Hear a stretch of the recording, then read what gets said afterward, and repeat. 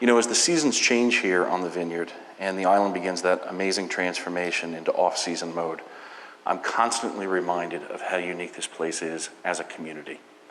More than any other academically, commercially, culturally, financially, politically, socially dynamic environment that I've ever been a part of, there is true diversity here. Diversity in the natural world and in the pasts and in the presents and the futures of all the people who in some way call this island home. And that's good. But what's unique is that in the midst of all that diversity, and maybe because of it, there's also a real unfiltered and empowering sense of common interest. We all belong here. There are opportunities for everyone to engage at every level. And no matter what walk of life you come from, it seems that at the end of the day, there is always time for insightful conversation and exposure. In an increasingly siloed world, that's a pretty rare and amazing thing. So most of us share at least two things in common. One is a love of the land, and two, we all, whether we know it or not, celebrate a sense of shared purpose. Because no matter where you came from, or where you're going, or what you did with your time here, a vineyard connection is something that transcends all the little details of life and creates an undeniable and often need not be spoken bond between people who've experienced it. It also inspires, I think in many of us, a sense of stewardship that we've never known before, because we want to leave a community even stronger than the one that we first found. Now, there's a lot of theory about what makes some communities and groups and organizations effective and others less so. And it's often a matter of perspective. But I think we can all agree that the sense of collective action and goal-oriented activities that we so often associate with professional sports rarely translates into other parts of life. There are, of course, always notable exceptions to the rule. Companies right on the precipice of a meteoric rise, scientific breakthroughs in academic communities. But for the most part, we're doing some things very well as a society, and that includes celebrating, recognizing, and rewarding individuals for individual accomplishments. But we've become equally dysfunctional at another part of the puzzle, and that's accomplishing things as a group. So I want to start today by offering you a short and, no pun intended, slightly sweet story that I think lends itself very well to lessons about organizational thinking and just team activities. And I'd like to share a few small ideas that I think have some potentially big implications for everyday life. October 27th, 2005 was a Thursday in New York City. And late that evening, the city's 311 and 911 centers began receiving reports of a mysterious, sweet smell along the west side of Manhattan. In the next couple days, and I don't know how many of you were in New York at the time, but for those of you that were there, you'll probably remember, it was extremely well reported. And for all that the maple syrup mystery over the next couple of years did to become a part of the city's popular culture, for many of us who were in government at the time, there was a real acute sensitivity to the fact that these seemingly random events could be somebody or some group that were probing the city's response. Why is that relevant? Well, because in 2005, New York City was a city of 8.2 million people living in a landmass roughly 3 times the size of the vineyard. And the post-9/11 mantra was, if you see something, say something, because so many different things were of concern. We didn't know where the threats were coming from. We didn't know necessarily always how to stop them. But we were getting better and better and better at putting infrastructure like air monitoring in place that would allow us to identify problems early on, and developing response tactics that would allow us to respond seamlessly, more effectively, and to communicate more effectively about what was happening at any given time. So it wasn't unique that a single event would trigger many different calls and responses from different people. That happens when you have hundreds of thousands of people living in an area the size of Oak Bluffs, right? Think about vertical integration. It's just bound to happen. And it wasn't the volume of the reports that were of greatest concern to us. It was simply the fact that when you're dealing with an environmental problem like a smell, you need one thing, which is a sample of whatever it is that's causing it. If you have a sample, you know what it is. You can probably trace it to the origin, and you can find who was doing it and why they were doing it. And we couldn't seem to get any of those things. Now, part of the reason that we weren't terribly effective in the beginning about tracking the source of the mysterious maple syrup smell is that it was happening generally right along the Hudson River, near some parks, but not in Times Square, not on Wall Street, not in the places where we had our first generation of monitoring and response tactics ready to go. So there was an element of surprise each time it occurred because it moved a little bit. It was generally on the west side of the city, and it was generally north of Union Square, and it occasionally went into the Bronx or Queens or Brooklyn. But for the most part, it seemed to be a Manhattan-centric phenomenon. And that's something that we had trouble adapting to. Now, over the next couple of years, it would happen 5 or 6 more times, depending on who you ask. And the one common theme that we kept coming back to operationally, administratively, was that we had a big data problem, which is we were missing the evidence we needed to track what was happening. And we were really unsure with what to do with what we had. And that was a lot of call data activity into 311, 911. And for those of you that remember back in 2005, social media was still in its early infancy, but there was certainly a lot of chatter about people's individual experiences. So once the event stopped occurring in early 2008 or paused for a little while, it certainly became a part of the city's popular culture and started to even take on sort of an urban folklore cloak. 30 Rock included the maple syrup mystery with a brief cameo in one of their episodes. The website Gawker created a blog where people could chronicle and share their experiences. When and where did you see it? What was the experience like? Was it buttery? Was it not buttery?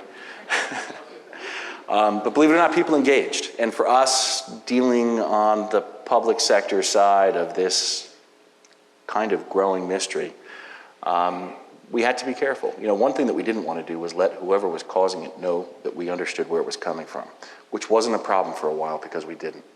But as we got closer and closer to sort of figuring out different ways, to approach the problem, that was a real concern. The worst thing that could happen is that one day we captured an air sample, learned what it was, tipped off the people that were doing it, and suddenly we were never able to go and find who did it or where.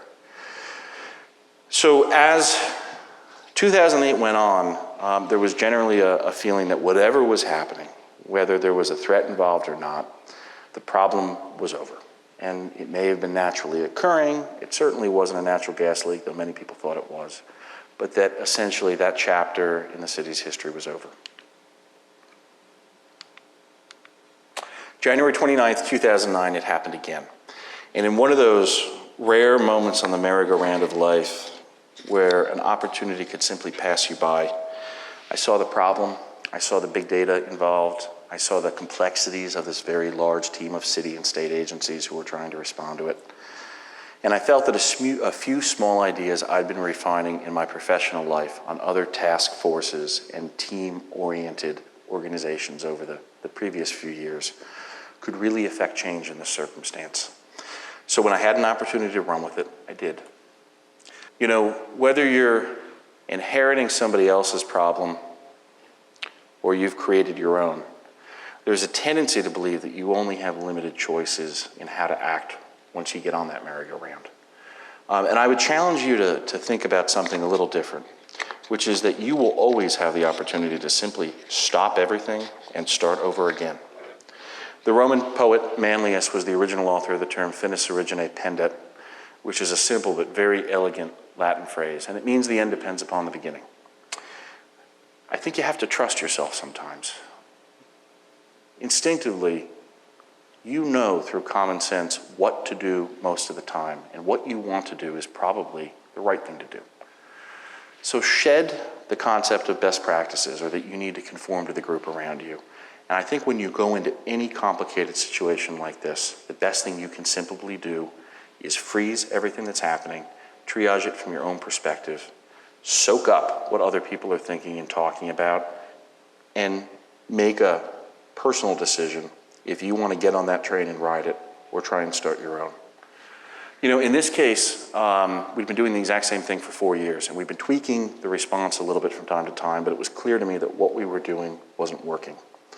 And so when we first put together a working group conversation, a conference call, the next morning, we embraced the fact that it might be better if we all stepped back away from our preconceived notions and simply started anew, and that's exactly what we did. 2, nobody had ever dealt with a sweet-smelling, mysterious smell before. But certainly we had a lot of experience as a city dealing with air and water quality testing and other sorts of environmental considerations. The Office of Emergency Management that was involved has an amazing watch command that's operated 24/7 in New York, monitoring thousands of unique monitoring sources. All the things that you'd want to know about, from how many ambulances are dispatched and where, patterns in flight activity over the city, really any situational awareness indication that you would want to have a pulse on, they have in that room. The city's Department of Environmental Protection obviously had the experience on the air and water side, but they also had a tremendous amount of experience dealing with hazardous materials, biological and chemical agents. And the city's police and fire departments were also well equipped to handle both the call taking, the reporting that was happening related to it, and what would follow in terms of a field response. The first thing we did, which I thought was kind of smart and was my idea, is we asked 311, 911, and a team of social media experts to go and pull together all the data they had from the preceding 4 years and put it on a map. So what you'll see here is color-coded by date when different events happened. The next idea, which, and this isn't going to keep happening, but it was also mine, was that we call NOAA and the National Weather Service and ask them for a little bit of help. Originally we started, and this is where the vineyard comes into play a bit, we started looking at tidal information and data. I was pretty sure it was coming from the water. I was wrong. But the nice thing is that one day they threw up the wind direction and velocity on top of it, brought in some data about what was happening with humidity and other sorts of atmospheric conditions at the time. And I wish you could see it, but coming down from New Jersey, right to the right of that Bergen label is a ridge. And so essentially anything happening west of the ridge got pushed down before it came over to New York. Now, as the working group got together and we did more listening, it turned out that people had more ideas to share than they'd been allowed to earlier in the process. And that's purely a process of advocating for others. We did a lot of listening in addition to trying to lead and pick a new direction. And what we got out of that were 3 small ideas with big implications for our process. One, that we might use the city DEP air inspectors more effectively by letting them bring home random field sampling canisters, really just little boxes that capture air, so that when something happened the next time, they didn't need to go to the office to respond. Small tactical change that gave us finally a big time advantage when the next event occurred. 2, we didn't need to wait for critical mass to start sending them out and capturing air samples. It seemed a good idea if we had 15 or 20 callers reporting a sweet smell to either 911 or 311 to let them go. Why wait for 1,000 or 1,500? So we made that change, and we changed the protocol that triggered our response. The third big idea was the city's Office of Emergency Management that we thought the smell was taking and went looking for likely candidates. And it turns out that there were 3 concentrated in an industrial area in Bergen County that all made food flavorings and other sorts of additives. They had a lot of different smells coming out of their factories on different dates. And while we couldn't trace certain production schedules to what was happening in Manhattan, they seemed likely candidates to follow up with. Look, at some point, organizationally, people are going to start doing the right things in the right way. The cogs that are contributing to the greater amplified effect of how everybody's responding are really going to get into motion. And sure enough, it happened not a year later, but 6 days later. And when it did, we ran with it. The protocol was triggered at about 11 p.m. By 3 in the morning, we had a rough idea that the city's air inspectors had caught something that didn't belong in quantities we weren't used to seeing in one of the samples from New Jersey. So of the 7 inspectors who went out that night, only 1 captured it. And had we not done the kind of comprehensive response it required, we never would have found out. Over the next couple days, we were able to announce it, and we were able to trace the ester compound that we found in that sample to being the byproduct of fenugreek seeds. And I'll invite you during the next break. There are going to be a couple jars out in the lobby to take a smell of this, but these little seeds smell exactly like maple syrup when they're baked. Okay, so it wasn't Al-Qaeda. It was a company called Fruiterom, and they were doing their job. They just 3 years or 4 years earlier had forgotten to put a particular scrubber back on the top of one of their chimneys. Now, the simple fact is that whether you inherit somebody else's problem or you create your own, the odds are strong that someday you'll be in a position to collaborate with a large group of people. If you find yourself choosing between the lesser of 2 or more evils, you should just know that you can stop everything and start over again. In post-event reporting on how we handled the situation and how we responded to it, there was a lot of applause, not just the fact that we found out what it was and that it was kind of cool and that it was a nice story, but also that the city had done something that people didn't expect it to do. Now, I see transparency and communications and operational efficiency as a hallmark of the administration I worked in. I think a lot of people recognized over time that that was true. But for the particular agencies involved, these big, massive agencies with thousands and in some cases tens of thousands of employees, with billions of dollars of budget allocations, people didn't expect the kind of agile, innovative, really very focused, outside the box in one respect, but also very simple approach that we took to solving this problem. And they certainly didn't expect the kind of collaboration that came together to produce the end results. I was happy to see this article in Wired magazine about 10 months after it had occurred that really gave us rave reviews and took a hard look at the big data in a way that nobody else had before. Okay, so where do we go from here? I think Finis Origine Pendit is one small idea I'd like to share with you today. You always have the ability to triage a situation in front of you, whether it's something that you're dealing with in your community, your professional life, or something that you're dealing with as a result of a large family matter, to merely stop everything, bring people together and say, look, whatever's happening today isn't working. Let's look back on the process that's got us to where we are, and let's just start anew. You'll probably take a hit for it in the short term, but my guess is that if you were dealing with challenges when you decided to become involved in something, and the vineyard's a perfect example. You only need to read the front page of the papers here to see that we have problems with our coastal ponds and pollution, that we have challenges dealing with airport management, all the other topical things in life here. So when the merry-go-round gets to you and it's time to get on or get off, I would get on with confidence and know that you don't have to accept the status quo. You can change it. 2, rely on the comps. You may never have a fenugreek seed-inspired mystery in front of you, but the simple fact is that you are going to deal with complicated problems with big data, big teams, and people you don't necessarily like every day. You have the ability to go into a situation looking for your allies and for your enemies and to stake out your territory and do things the way that you like to do them. Or you have the ability to first stop, do a little listening, see who else has traveled down your path before or something like it. And Google can be your best friend sometimes. Go look at community organizations, go look at companies, go look at whatever it is that you're dealing with at a time. Somebody has dealt with it well before, and many people have dealt with it poorly. Take a couple lessons from each. The third thing is advocate for others. You know, as I said, we often go into new team environments looking for natural allies and natural enemies, carving out preconceived expectations of other people who are as a part of that group. And you don't have to do that. In fact, you will always be better off. You will never be better served than advocating for everybody and listening to every voice that's involved. Because if you listen, you will become a part of the story, and you will set the stage for collaboration in a way that most people don't expect. And lastly,